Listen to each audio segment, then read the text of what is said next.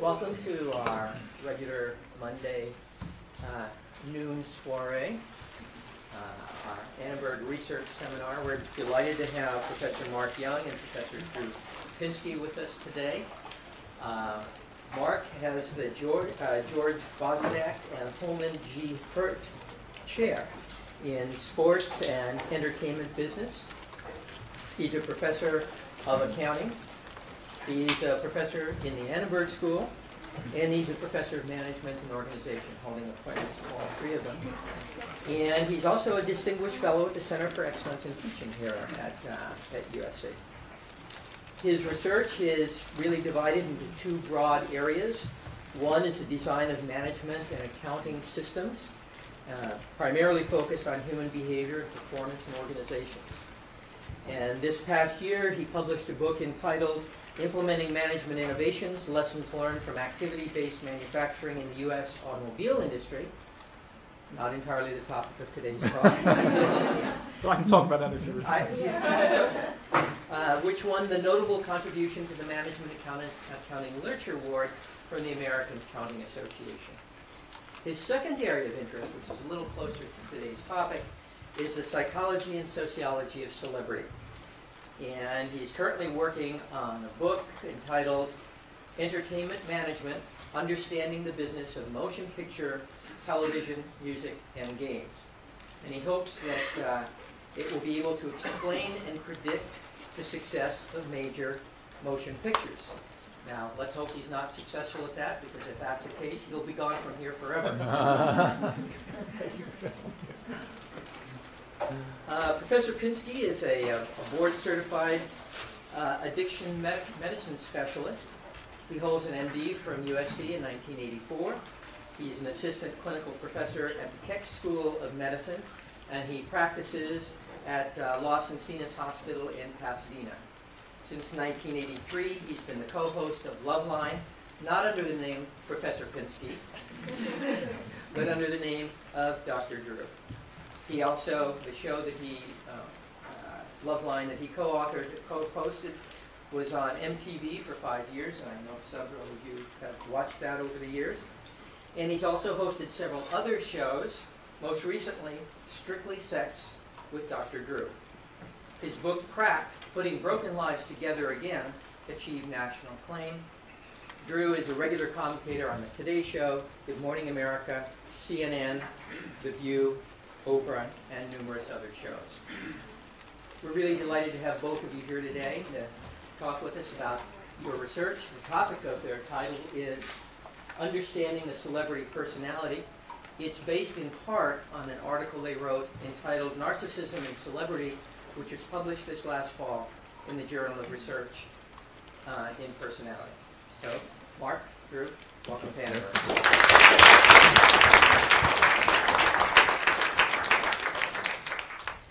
Thank you very much. In case any of you are confused, I'm Young, he's Pinsky.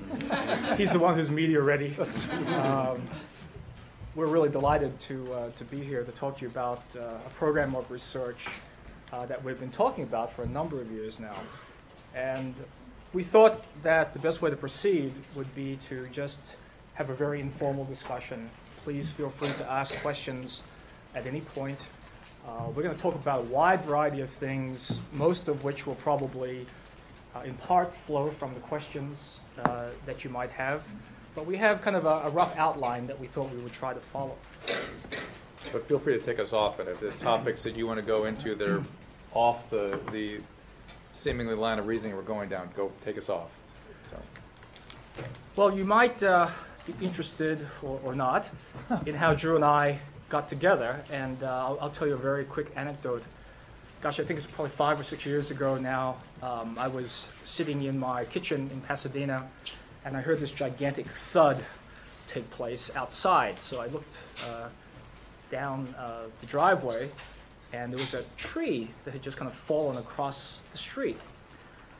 And all of a sudden, coming into foveal view was this guy who proceeded to pick up the tree by himself and begin to move it off the street. Now, it turns out in the street in which we live, it's a cul-de-sac, so there's only one way in and one way out. And so I went running downstairs thinking, this guy's going to need help.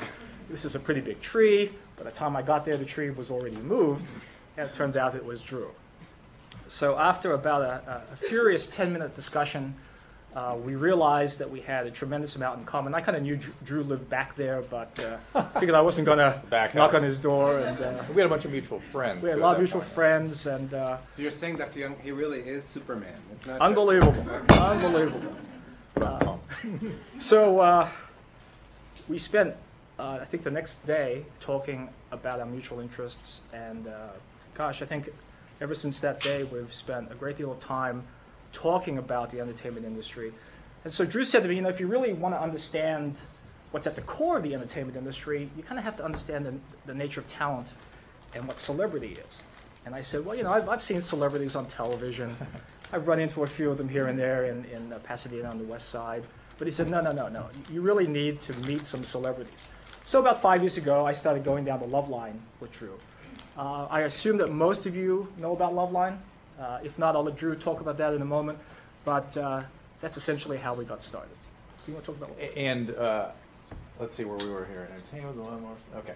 And what I was telling Mark was I was frustrated with an industry that had built up to examine, there's magazines and television programs and constant media focus on these people we call a celebrity.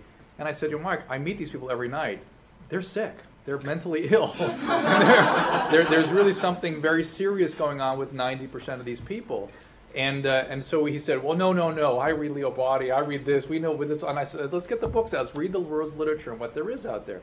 And I said, and all of it was further speculation or anecdote or single case examinations. I said, no, this is all speculation. This is really, let's go with the research. Let's see what research has been done. So Dr. Young hit the internet and other sources and found out there had not been a single published paper on celebrity, in spite of an industry or multiple industries built around who these people are, why they relationships don't work out, why they can't find love. And I'm always saying, I can tell you why. I know there's psychopathogenesis. I can document it for you. But again, that's my anecdote. It's never been shown in any kind of systematic scientific way. And Mark said, we got to do this one thing. We got to find an instrument. We got to, because he'd been coming up to Loveline and meeting these people, and I've been sort of pointing out, you see, because they will pull me aside almost without exception and start telling me, downloading on me their stories, which are always fraught with trauma and substance and interpersonal chaos and really very serious sources of psychopathogenesis. And I started thinking, this has got to be part. I even started thinking maybe celebrity was a treatment for some of this stuff because they actually functioned very well. So maybe this was their way of managing these antecedent histories. But still, we were sort of speculating and reading the world's literature and found out no one had ever published anything. So why don't we do a study on these people? And so, yeah, I think what we mean by this is there's lots of stuff in a wide variety of academic journals about celebrity. But what we were trying to find was a study that actually had collected data directly from the celebrities themselves. Now, if you've ever tried to get in touch with a celebrity, we'll talk about this in a moment, they're surrounded by a small army of people. Their entourage includes agents and publicists and managers. So if you wrote a letter to Kirsten Dunst, for instance, and said, hey, Chris, I'd like to go out and have a cup of coffee with you, the chances of that happening are 0 to none. Or would you fill out this paper for us? Yeah, or would you fill out a survey instrument for us, straight into the, the round filing cabinet on the ground? It's never going to happen. It's never going to happen. So as Drew and I began to talk, we thought, Loveline, we have a celebrity coming down almost every night, sometimes members of a rock band.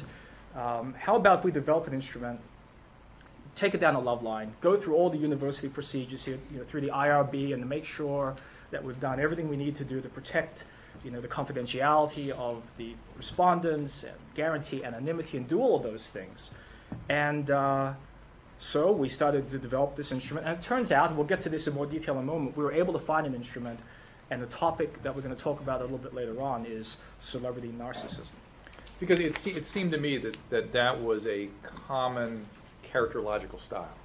that narcissism seemed to be a very, we call them cluster B personality disorder. That we're sort of at the crossroads of clinical and psychological and what would you call your discipline, sociological. Yeah. And really, I'm a clinician, and so I'm looking at these people through a clinical prism, and I could see what we call cluster B personality issues or traits. So it's borderline, narcissist, sociopathy. It's sort of that cluster of, and those are people that have extreme interpersonal chaos, a lot of interpersonal emptiness, difficulty regulating their emotions, high incidence of substance use, all the stuff you read about in Us Magazine. Boy, that's cluster B personality. That's it. And antecedent to that is history of abandonment, neglect, and abuse. I mean, that's always there. And maybe throw in the substance or bipolar on top of that, and you've got that spectrum of disorders. And so I thought, that's where we ought to be digging. And it's harder to find instruments for borderline and sociopathy. These people were not true sociopaths per se, but narcissism seemed to be a common style. And by narcissist, we're not. When Mark and I have done press about this publication, people have been poking fun at it, saying, "Oh, celebrities love themselves." No kidding.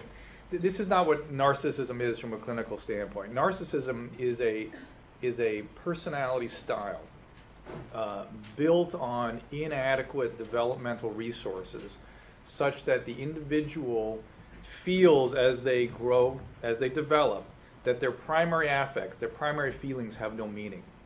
And as a result, and not only do theirs have no meaning, other people's have no meaning either.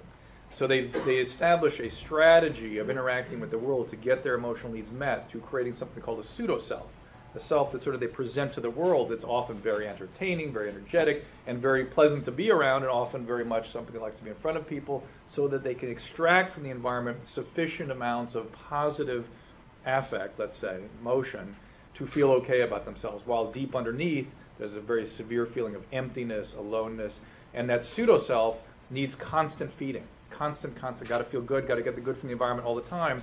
And the threat of that being dismantled is extremely unpleasant to a narcissist. And by the way, those people that are involved with a narcissist, again, have to keep that positive flow going and be part of that whole dynamic, rather than there being oftentimes any real emotional attunement or connection. Empathy is not something narcissists are really particularly good at. And so my feeling is I feel bad for narcissists. I mean, to poke fun at that is really missing the point. These are people that suffer or have suffered deeply. And I'm still kind of of the opinion that celebrity, to some extent, is their solution to that. It serves their needs well, which, to jump ahead a little bit, which is why when people talk about the white light of scrutiny being so difficult for celebrities, no, it isn't. No, it isn't. Celebrity's way better than everything else. That's why people will kill to be a celebrity. They make lots of money, they sit places in the restaurant. The threat is the possibility of losing it. That's what they're all in constant panic about. And not only is it losing that specialness, but it's also losing that life-feeding force from the outside world that makes them feel okay. That gets dismantled, and underneath is deep, deep emptiness. So yes, of course it's threatening to grow older. It's threatening to lose that celebrity status. It's threatening to see you for who you really are, because with that emptiness often is attached a great deal of shame. And that shame, they sometimes will inadvertently expose themselves to that by doing things that lets us all see that shame. Sorry. And I think just going back to this point about the misunderstanding of narcissism, I think if you look at about 90% of the stories that have reported on our study, they equate egotism and or self-love to narcissism, which is absolutely incorrect. People who believe in self-love, they truly love themselves. Those who are egotistical, they have a really inflated view of themselves, but typically they also are very much like themselves. Narcissists, people who really have the disorder, actually develop the disorder based upon, and this is one theory, based upon very negative early childhood experiences that typically occur before the age of 2.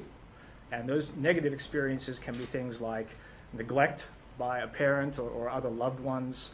At 18 months, children essentially are beginning to gain independence. I know this because right now I have a 2.5-year-old, and at 18 months, the terrible twos really do begin when this quest for independence begins to take place. If parents don't quite understand that independence is what they're after, doing all kinds of crazy things, and simply sit them in front of the television, don't try to address their needs, then those folks tend to grow up with very low feelings of very low self-esteem. those feelings of low self-esteem, in turn, make them feel like they can't really engage in anything meaningful as far as relationships go.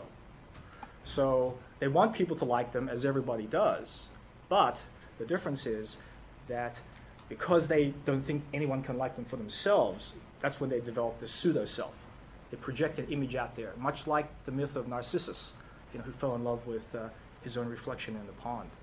So Drew and I, we're jumping forward a little bit, but as a result of, I don't know how many times I've been to Loveline. I mean, Drew's probably done 5,000 shows. I've probably gone down there about 400 times at this point. We've really thought a lot about why do people seek fame?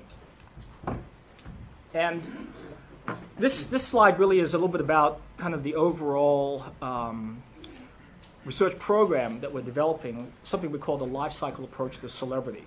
And right now we're kind of in phase 1 where we're trying to understand what motivates people to actually want to be a celebrity.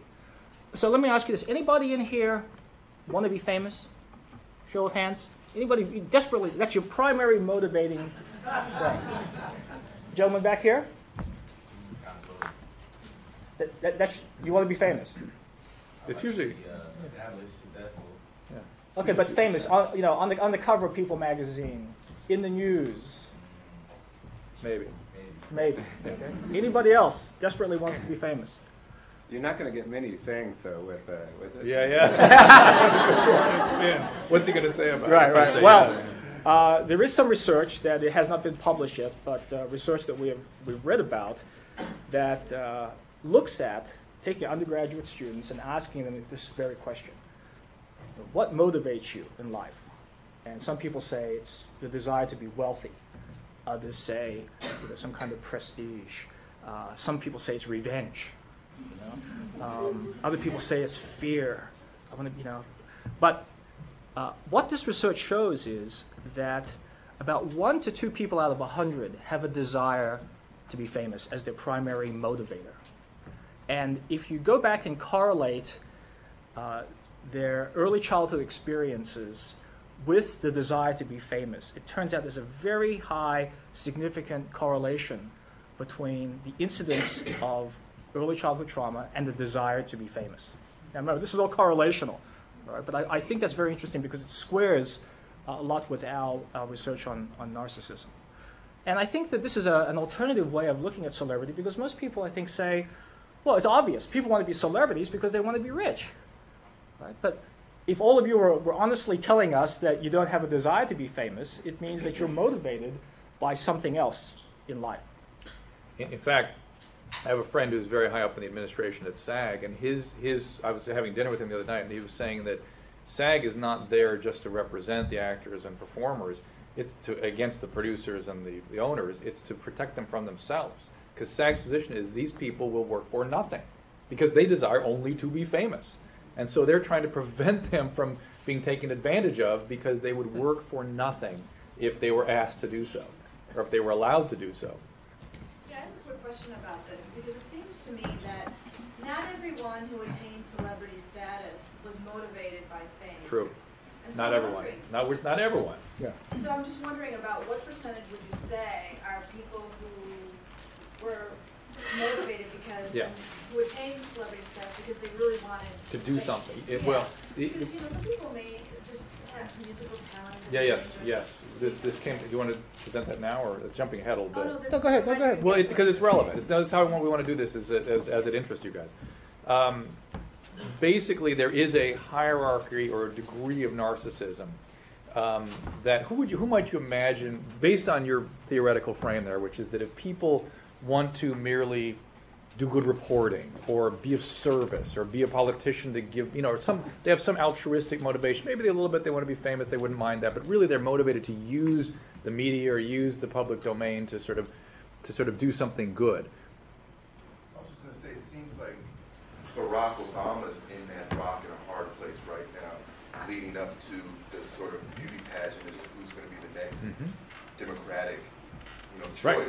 He's sort of positioned as this latter-day JFK, RFK kind of person who just wants to serve the public, but in so being anointed, he's becoming a celebrity. Right. And politicians is something we'd like to look at, and it's somewhere down the line maybe we will, because that's an even more nefarious and interesting mix. What separates in your studies, or is there a separation between say a movie star or television figure who is simply there to perform a role, than someone who transitions to develop a cause, yes, a charity, a foundation? Well, I'm going to try to pull these two things together. That you know, I treat drug addicts all day long, and so we are trying to encourage in these people who have typically operate at least in cluster B personality disordered states to be of service. That's one of the key sort of building empathy is what we're working on. And the very last thing we want them to do is to head up an agency of World Health, because that is more narcissistic BS. What we want them to do is to, you know, offer somebody some change on the street, to help somebody. Simple, selfless acts of service. Selfless, as opposed to self-serving narcissistic specialness, which is really where, like, the Angelina Jolie to me is a great example of going the exact wrong direction. And, you know, by the way, what happened to her opiate addiction? It went away? Opiate addiction is a chronic condition. That doesn't go away. So we've got somebody who's an opiate addict who's now, what's going on here? I'd love to test that one. But anyway, opiate addiction is a chronic, lifelong condition. She was a well-known heroin addict. You know, her father got on the air and said, "Please help her. She's an opiate addict." Where'd that go? What's happening? Where's that hidden now? And the last thing we'd ever want somebody with that history to do is to head up a charity organization, because that just reinforces their disease state. So given that there are people, I hope I'm not going too far into the idea that there's some people that are really using the media, that fame comes as an ancillary byproduct. What is the antithesis of that in terms of celebrity in our day and age? Where would you expect to see the ultimate amount of narcissism? If it were the case, your hypothesis is correct, that people who just happen to have a musical talent become famous, or people who are great actors just happen to become famous. What would the opposite of that be, and that we see amongst a celebrity population today? Reality TV, right? I want to be famous because, hey, it's me.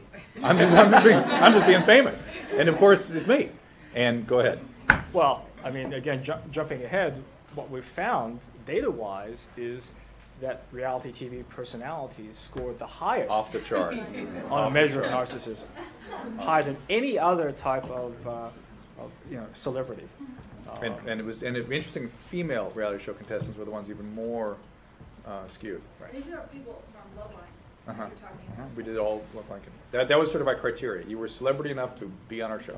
That was our criteria. That was the assumption. About that, though, because I wonder, is there a selection problem? I mean, are the celebrities that appear on Loveline, are they representative of celebrities in general, would you say? Or are they a specific type that perhaps are a little bit more likely to be narcissistic?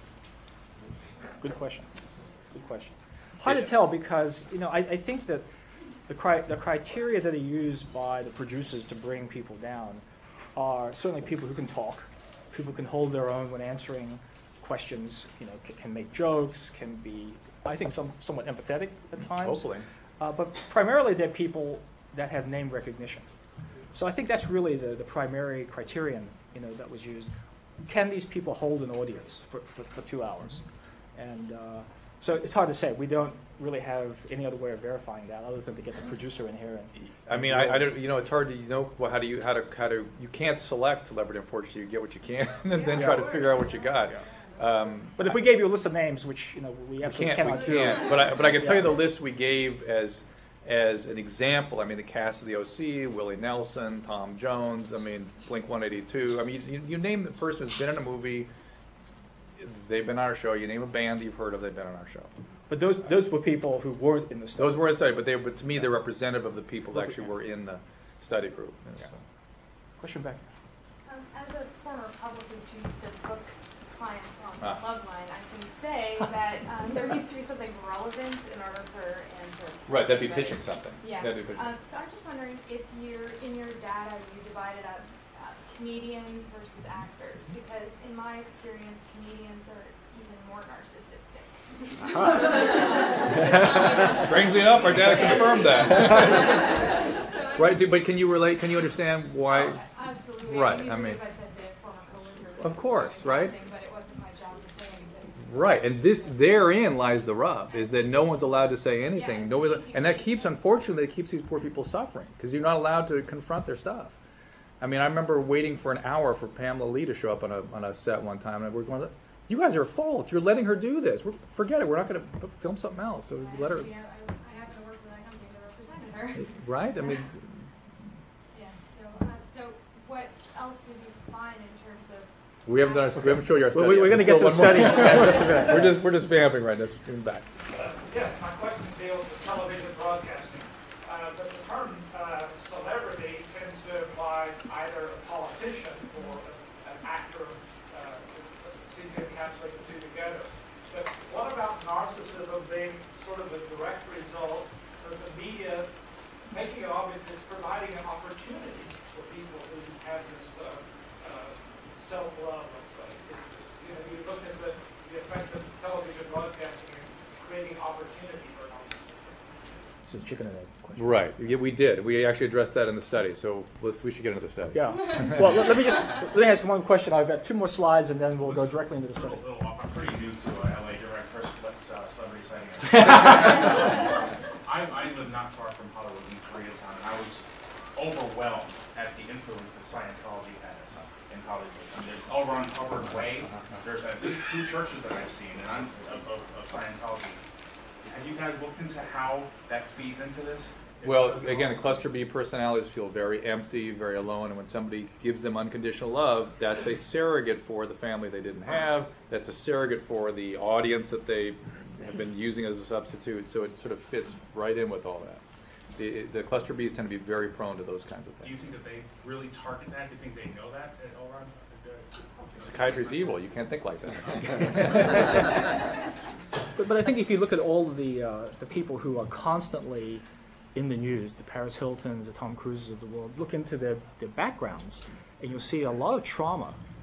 It's not even bubbling below the surface; it's right on the surface. Well, that was sort of the question I was going to get at. I was surprised when you said 1 or 2 out of 100 have this trauma background, and then that predicts it.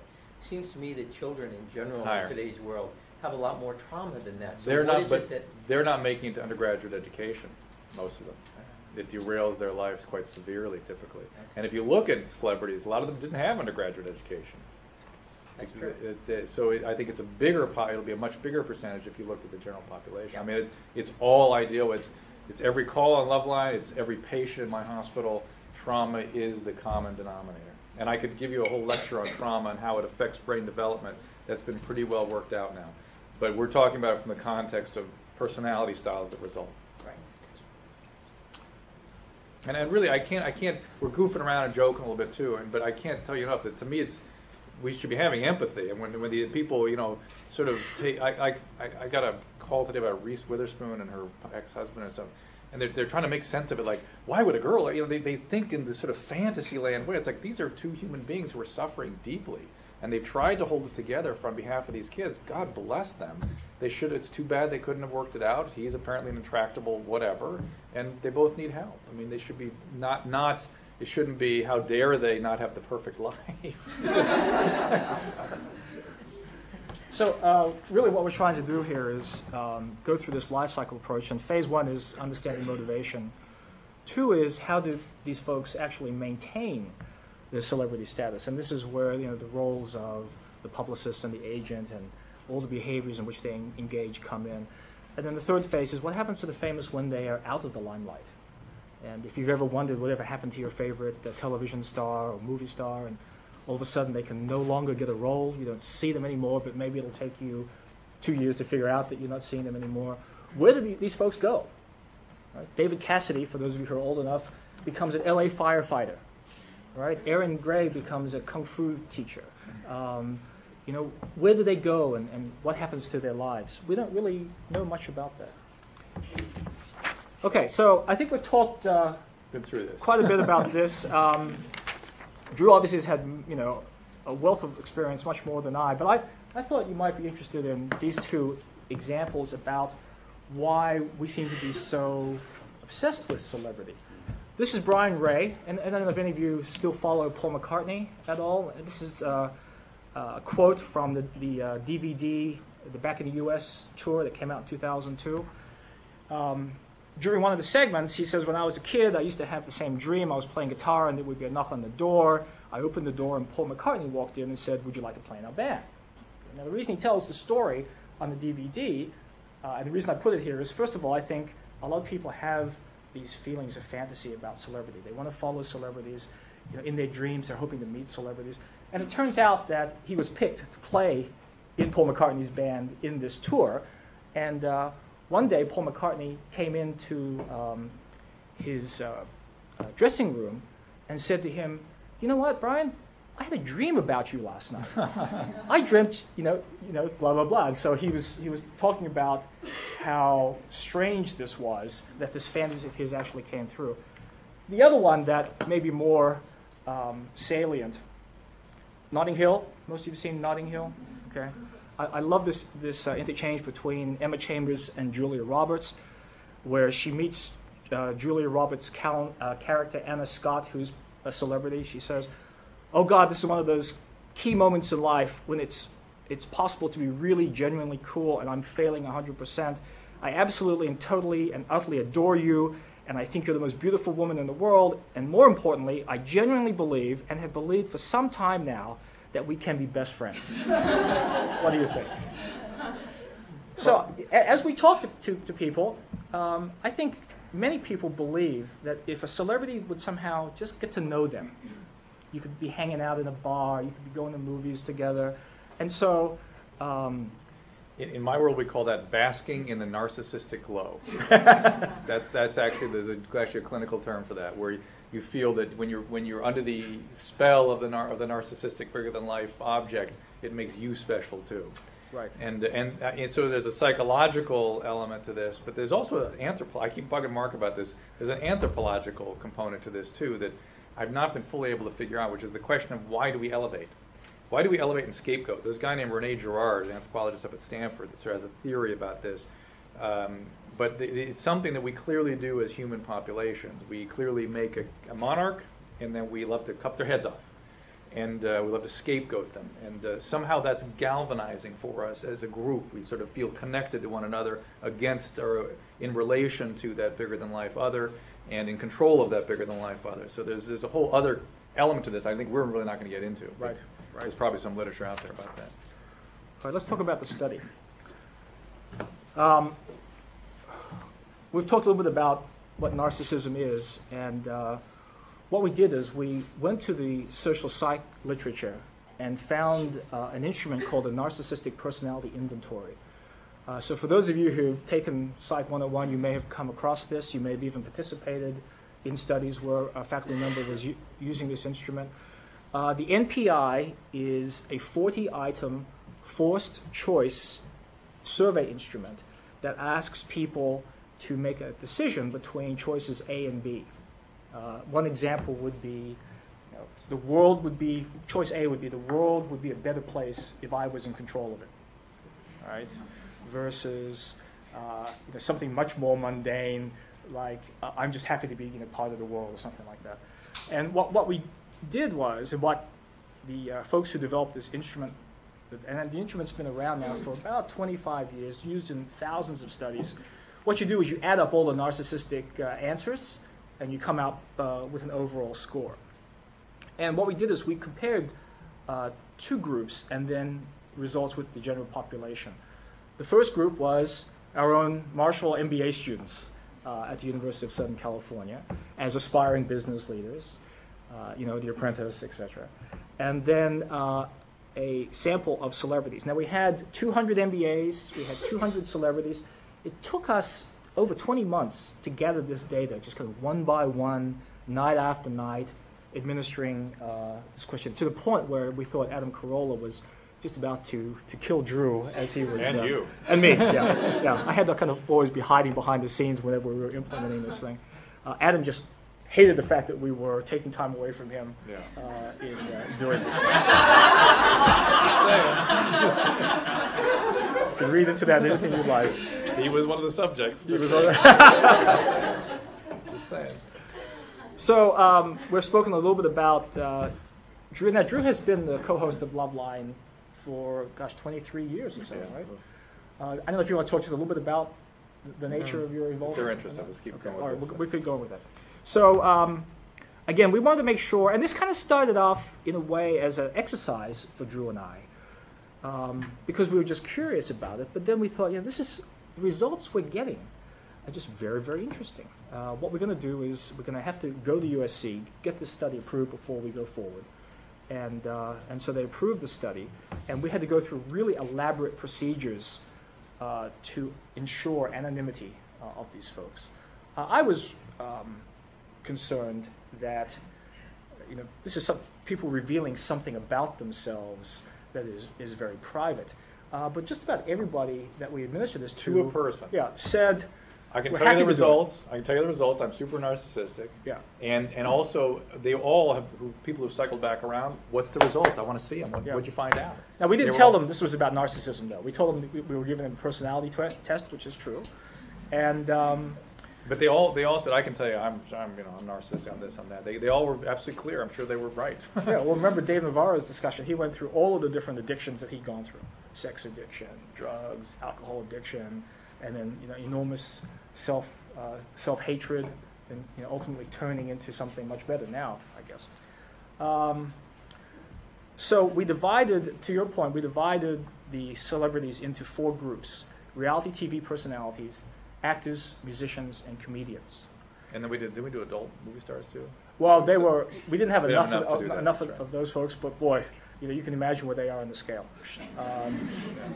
That's more the borderline stuff, though. I just have one quick question. Is that the only scale you gave them, was the narcissism scale? Did you give them other personality trait tests? This is the only one. This is the only one. You got to remember that we had about 8 minutes to do this. Yeah, this is our problem. It'd never been done before. We had the resistance of everyone that I was working with. We had unknown impact on the celebrities themselves, and we had very limited time, and people who we were not sure would do anything for us. Yeah. So we thought we got to be very direct. We actually did throw in some substance and attachment stuff that I just insisted on, because I know their attachment problems are profound. We're going to figure out what to do with that later. That's for future.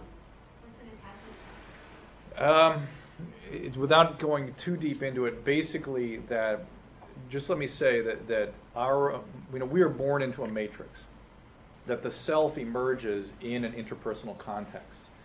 And part of that capacity for a trajectory of integrated brain development and emotional regulation is determined by our capacity to be in stable relationships early in life. And there are basically 4 different styles of that. And people can get into very problematic attachment styles that put them at risk for narcissism, cluster B personality, and addiction. And so I can just tell there's attachment issues with these folks, and be interesting to see if that's substantially greater than the average population, or if that's just similar to what narcissism showed. But I think yours is a good question, because we thought about using something like the Big 5 personality test, but that's an instrument that takes about an hour to administer, and there's absolutely no way that would work. So we focused really on the NPI, and then divided the results, the subjects into these 4 groups. Now, here are the 4 main results. First, we found that, and we had data from the general population. There was one study that had looked at several thousand people across all different walks of life, across all different ages and occupations. And it turns out that the average score on this 40-point scale was about a 15.2. We found that MBA students were significantly higher than that, scoring somewhere about 16.8. They were too narcissistic to be a control. Yeah, right. That was a problem. And that celebrities were significantly higher than the MBAs, in turn being significantly more narcissistic than the general population, with female celebrities being kind of significantly higher than just about everybody else. Now, the narcissistic personality inventory is divided into 7 subcategories. So you take the 40 items and you pare them down into these 7 subcategories. Things like vanity, entitlement, superiority, exhibitionism, and things like that, right? So we went through and analyzed all this stuff. And if you're interested, I can send anybody, a link so that you could actually download the full paper itself. But we found, for instance, that female celebrities really scored very highly on superiority, vanity, and exhibitionism. Right? And I guess that would be consistent with most people's intuition. Our interpretation of that is that, unfortunately, or depending on your point of view, that female celebrities are still being employed primarily because of the way they look, as opposed to men, most probably. And naturally, there seems to be a self-selection process of those female celebrities who are entering the industry and who are successful. We did find that reality TV personalities were the highest overall of the 4 groups. And again, our interpretation of this result has a lot to do with skill and the level of skill. Now, we don't have any empirical results to substantiate this, but our belief is, as we talk to a lot of reality TV people, people who won, not anybody on the shows, but primarily the people who won these contests, most of them are, sometimes very attractive people, physically attractive, they speak well, but if you try to figure out, do you have any particular talent? Can you sing, can you dance, can you act, are you good at math, and things like that? We're hard-pressed to say that those folks have any particular talent that will ultimately propel them forward after they've won a contest. So if you think back, if you take American Idol kind of out of the picture and look at Big Brother or Survivor, there are very few people who emerge from those programs who go on to be successful. In fact, I think, who's the woman on The View? Elizabeth. Yeah, right. Now, again, the question is, if you were to evaluate her based upon some special skill or talent that she might have, again, I don't know what that is, but obviously it's good enough to get her, on this major television show. But I'm not sure if there's anything particularly special about that person. Now, perhaps the biggest finding is the chicken and egg question of, does the entertainment industry create narcissism in people, or do people who have narcissistic tendencies self-select into the industry? We have preliminary evidence that shows that it's the latter, that people with narcissistic tendencies tend to self-select into the entertainment industry. Again, the idea, going back to what Drew was talking about before, that people with narcissism tend to need strokes, the pseudo-self that they've created. As the pseudo-self gets stroked, they in turn feel better about themselves. And there's a lot of research in social psychology now that says that people are self-selecting into industries based upon the types of personalities that they have. In other words, trying to seek a fit for who they think they are. So the entertainment industry is a perfect venue for people with narcissism to get their strokes. But the kicker is that it's in front of a nameless, faceless audience. They don't have to have a deep interpersonal relationship with any of us, right? But they still hear the applause, they're still signing the autographs. They get their kicks directly from those types of interactions. Because a real intimacy is threatening. It means abandonment, neglect, and abuse, which is where they collected those experiences. So they reject genuine intimacy because of that. But what we were able to show, I don't know if you were explicit about this, was that in our study we asked a simple question that turned out to be very important, which is, how long have you been a celebrity? And whether you've been a celebrity 1 year or 15 years did not have any impact on the degree of narcissism. So we were able to extrapolate that narcissistic tendencies were there at 6 months or were there at 15 years to the same degree. So, and I can tell you for sure, as I said earlier, I don't know if your experience as a publicist is the same. I mean, they don't change except to get more of whatever they are, and just it gets expressed a little more. But the fact is, they start with what they got, and it doesn't change at all during the course of their celebrity status, in my experience. Point of information. When you say entertainment industry, do you therefore include the political politicians? We did not have any politicians in our study. Like I said, we would like to do that someday, but this was again, we had this one select population that we had access to. This to the satisfaction with your life.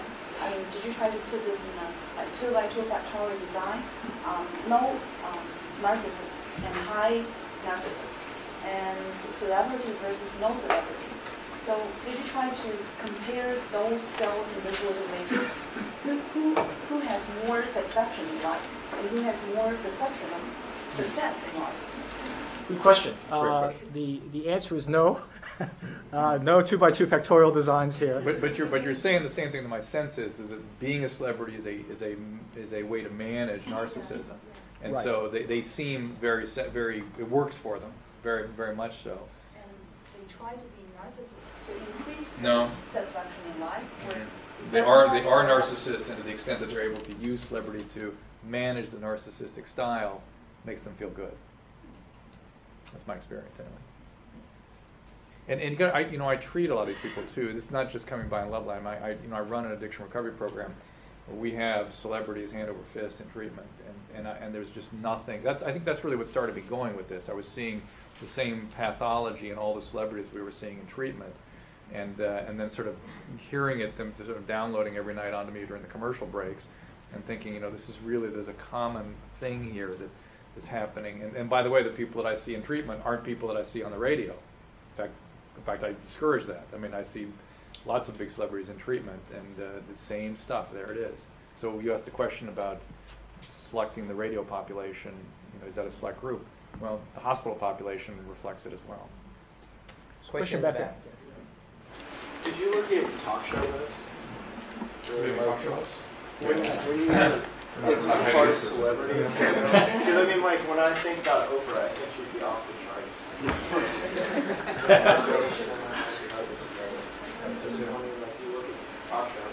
Let me just think. Did we have any talk show hosts in the group? I don't think so. We do have had, but I don't think there were any in that group that I can think of. A couple of questions over here. What about celebrities who are the minorities? Because they're not as represented in Hollywood or in entertainment. Do you have like a study of how the minority celebrities, are they more narcissistic? Because they have a greater... It's a good question. We didn't break it No, down. no, we didn't break it down. Actually, you're absolutely right. Just thinking back to who was in the study, I think there were probably very few minority celebrities. A couple come to mind, but not enough to do any kind of statistics. Right, I wouldn't want to say it because it's, Did you take into consideration the value that's been placed on entertainment and talk shows, etc., as something that is really meaningful to do? I mean, in Western cultures today, this is a serious motivator because some people who might be more insecure might be finding meaning into that because of the social significance that these industries hold today. That's actually one of our, a part of our program of research is, well, let me step back. I think you asked the question about what percentage of celebrities are truly narcissistic. We don't really have any kind of answer for that per se.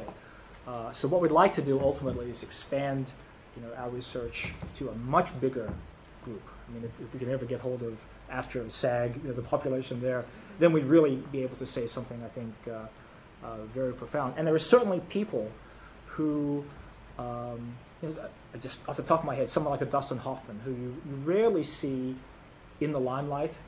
He, for whatever reason, great actor, but someone who you'll never see, on the cover of Us Weekly, probably, unless something happens. Right, never on Loveline, probably, right? But you never know. So I think that the question is, what percentage of people have found, have found celebrity when they didn't really want to be celebrities? And that's a question we don't know. I should also mention that Drew and I were asked to have Howard Stern take the narcissism test, and so about 3 weeks ago, early one morning, I found myself on the phone, during his live broadcast. I'd sent the survey into Stern. Robin actually had requested this, so we gave it to all of his his crew there, and so it was actually quite funny. Who would you think, for those of you who are Howard Stern followers, who would you think is the biggest narcissist on the Howard Stern show? I would say Artie Lang. Did Artie take the test? Artie Lang. He took it. He took it. Fred Norris. Fred? Stern? The obvious answer? Jackie's no longer on there. He's not on there anymore. But I think he's kind of making a comeback. It turns out it was Robin. Now remember, the national average is 15. She scored a 34. Off the chart. Off the charts. Totally off the chart. Also traumatized. Very, yeah, very much so. Howard. And again, she's just there because it's me. You know, it's one of those people again that's just there. So she was outraged when she found, feigned outrage. Howard scored a 15. Okay. Most of the other folks were below 15. And so I said to Howard, so what do you think the explanation is here? And he said, well, I've been in therapy for 10 years. He said, I've been trying to deal with No, that's right. And that therapy should decrease narcissistic traits. And so he said, yeah, I probably would have scored higher 10 years ago. Yeah, but now yeah. But the other interpretation is that, who he is on the radio is different. not who he is, Right. in real life. Right? So I found it to be a very surprising result. So, not what you see is not necessarily what you get, I guess. I wonder why, instead of MBAs, you didn't perhaps survey people who are either doing performance as a career or not, but not celebrities, and people who hadn't attained that status may not even be pursuing it. Well, I think that's the next step. The data gathering part of this research is the most difficult because, again, it's just very hard to get to these folks. So, we had this particular audience, a captive audience, if you will, and so we were somewhat opportunistic in tapping into that group. But yes, if we had unlimited access to everyone, certainly that would be an ideal study. I wonder how much perhaps the narcissism has to do with just the desire to perform, regardless of desire to be a celebrity or for celebrity right. at all. Interesting It's a very good question. It's a very good question. We don't know the answer to that. Did you have anyone on the show, and so take this survey, who was a celebrity along the lines of, say, Bill Gates? Presumably Bill Gates didn't he set out to found a great computer company Right. or make great computers. Presumably he didn't set out to get famous. Right. And there was the answer is we had people kind of like that. And as I was going around the country answering questions about this, I came upon many people, reporters and newscasters and things who would, when the lights would go down, go, look, this is just my job. I just happen to be on TV. And I thought, yeah, that's right. And you would score low. I could pretty much bet. You're not a reality TV show contestant. You're somebody doing his job including using the media. And this is back to something I think you said at the very beginning, which is people who use the media to do good. I think that's sort of how I put that. He's building his business. He's doing good. He's being community service, whatever. People are using the media for something other than themselves, other than their own sense of need for me to be famous or just because it's me. Tends to be the people that are low on the narcissism scale. And I think the lack of empathy is also a true hallmark of a narcissist. So, often if you'll find celebrities in the media who are doing very good things, right? And then you'll find others who could care less about anybody else in the world. Chris? I'm curious, whenever I think about these sorts of studies and interventions, I think about how they would extrapolate globally, region by region. Any provisional thoughts on that? And to what extent could we hypothesize there to be a uniquely American variation on trauma? On some level, trauma is a universal human condition, pain, loss, abjection, etc. But what is it about the American scenario in this time in our history where it seems like we're uniquely positioned for this sort of syndrome? Well, I do have a preliminary answer for that question. The study that I quoted about data from the general population, it was divided into an international audience. This study was done with something like 7,000 people worldwide. We just took 2,000 people from America and compared them to American celebrities. But the results internationally for narcissism are about the same. About the same. Within 0.2 of the score, which again I found to be interesting. However, that's a great question. To me, that's the anthropological component of this too. It's like, what the heck does this mean socio-historically? I'm not an expert. I'm an expert in the individual. I see that, and I see the individuals. I think the individuals are being affected by the current social historical trends. What it means, why, beyond me. It makes me think of the whole sort of diffusion of the American style of eating, or so forth and so on. On the one hand, there's this notion the McDonaldification of the world, but on the other hand, there's the blowback of French women don't get fat, and this notion of other people have other ways of managing this. managing themselves Right. that prevent the kind of incursion of these You're onto something. syndromes. You're onto it. Among the celebrities, were there any significant outliers who were not narcissistic? Yeah, well, the scores ranged from 2 to 37. Drew and Mark, thanks very much for joining us.